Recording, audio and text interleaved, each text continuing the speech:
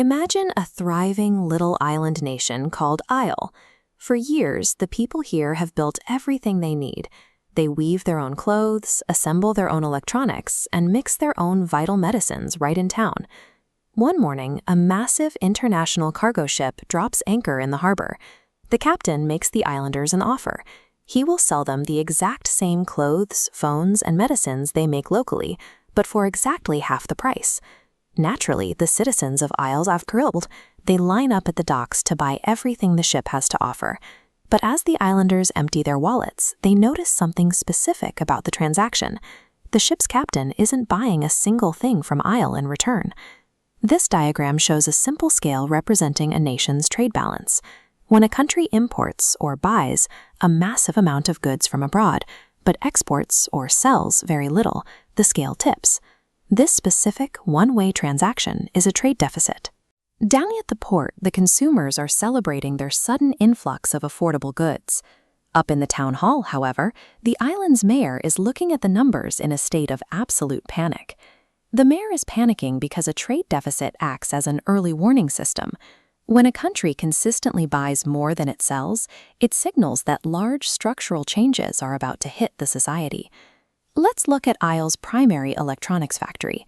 Now that the citizens can buy cheaper phones straight from the cargo ship, no one is buying the locally made devices.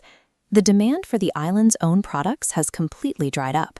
Without local customers, the electronics factory is forced to permanently close its doors.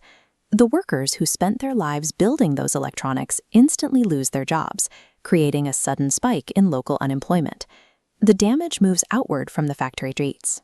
Because those unemployed workers no longer have paychecks to spend, they stop eating at local restaurants and buying from nearby shops. Soon, those small retail stores begin to fail as well. When election season arrives, politicians focus heavily on this downward spiral. The image of a boarded-up local factory and struggling neighbors is highly visible and highly emotional. It provides a clear, tangible target for political campaigns. The money citizens saved by buying cheaper imported goods directly translates into the loss of local industry.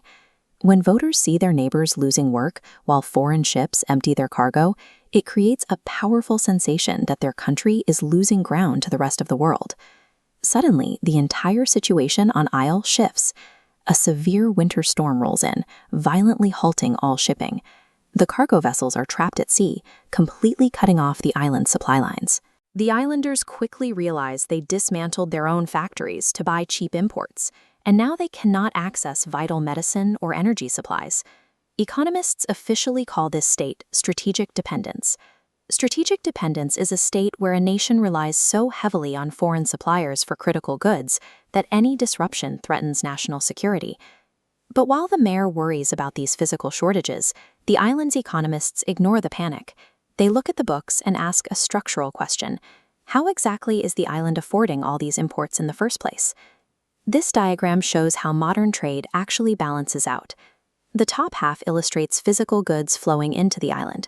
But on the bottom half, we see how the island pays for them, by attracting foreign financial investments or by exporting valuable, invisible digital services, like software and consulting. The basic trade deficit number you hear on the news typically only measures that top half, the physical, tangible goods loaded onto ships. It is completely blind to the digital and financial transactions flowing out of the country on the bottom half. Because foreign investors are willing to pour their capital into Isle, it indicates that the island is actually a highly trusted, wealthy environment.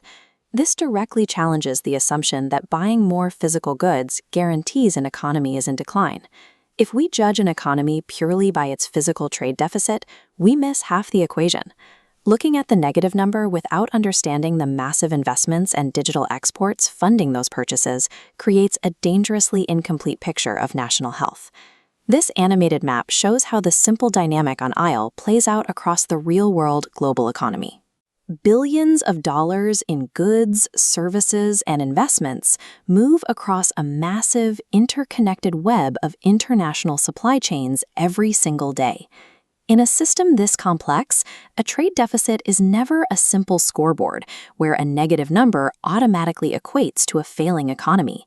Instead, the deficit reveals deeper economic conditions happening beneath the surface. It shows us a nation's consumption habits, its domestic savings rates, and the overall purchasing strength of its local currency on the world stage.